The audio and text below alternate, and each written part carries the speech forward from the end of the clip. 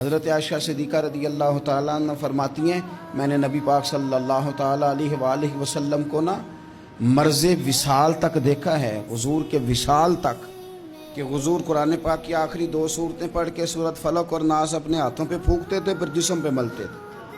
قرآن پاک میں شفا ہے۔ اب تو لوگوں نے دم درود کو اس کو بڑا ہلکا سا کام سمجھ لیا۔ ویسے بھی یہ عاملوں کے ہتھے چڑھ گیا، ملنگوں کے ہتھے چڑھ گیا، کاروبار بن گیا، تجارت بن گئی۔ ورنہ قرآن پاک کی آیات پڑھی جائیں تو حضور نے فرمایا سورہ فاتحہ میں شفا ہے، اس میں کرم ہے۔ یہ چیزیں جو بڑی ہمارے لیے سود مند تھی، فائدہ مند تھی، ہم چھوڑ گئے۔ ایک بڑی خوبصورت حدیث ہے، سنیے گا۔ حضرت ابو سعید خدری رضی اللہ تعالیٰ عنہ حدیث کے راوی ہیں، بخاری میں موجود ہے۔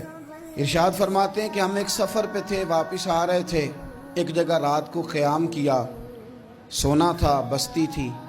بستی کے لوگوں نے نہ کھانا پوچھا نہ پانی پوچھا، کوئی ضیافت نہیں کی۔ آدھی رات کا وقت آیا تو ایک بندہ دوڑا آیا، کہنے لگا ہمارے سردار کو بچھو نے کاٹ لیا ہے، تم میں سے کوئی بندہ دم درود کر لیتا ہے؟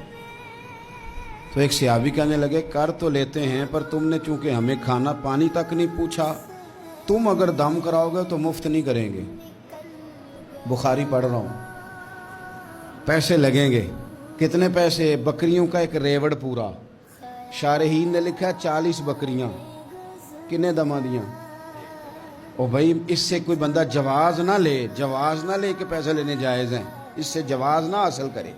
آپ بات کو سمجھیں، پس منظر کیا ہے؟ پانی تک نہیں تم نے پوچھا۔ کچھ لوگوں کا علاج ہوتا ہے، انہوں نے کہا پیسے لیں گے دم کر دیں گے۔ صحابی نے کہا حضرت ابو سعید خدری رضی اللہ تعالیٰ عنہ فرماتے ہیں وہ چونکہ تنگ تھے، بچھو کاٹ گیا، اور سردار کو کہا چل تو صحیح نا۔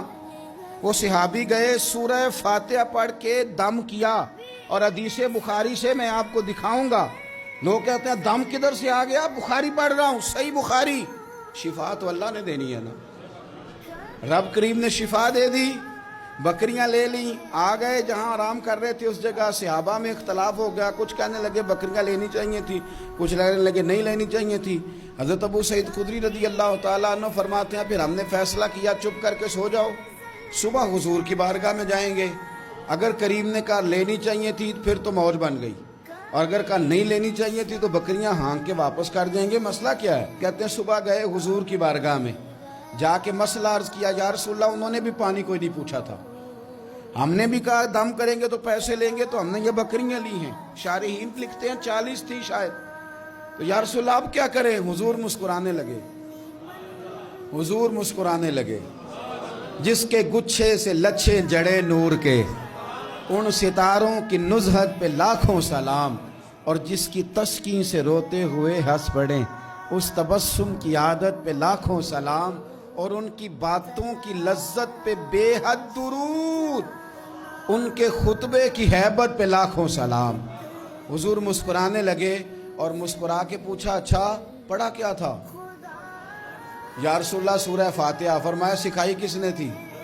کہا یا رسول اللہ آپ نے۔ فرمایا پھر آدھی بکریاں میری ہیں آدھی تمہاری ہیں، پر میرا حصہ نکالو نا بھائی۔